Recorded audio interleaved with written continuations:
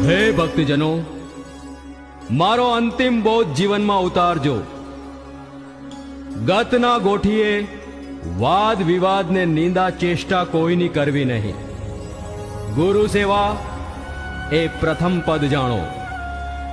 પરોઢીએ ઉઠી પ્રથમ અલગધણીનું નામ સ્મરણ કરવું. 9 ઇન્દ્રિયનો મેળવવો કાબુ તત્કાળ. મોહ, અભિમાન અને ખોટા સંકલ્પ કરવા નહીં. અભિમાન અને અહમ છોડવા. વાણી વધતા હંમેશા વિચાર કરવો.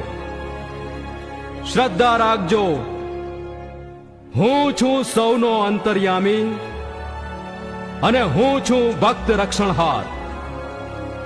માતા, પિતાશ્રી, તમે કોઈ ન કહેવાથી કે મોહવશ થઈ મારી સમાધિ ફરી ખોદાવતા નહીં.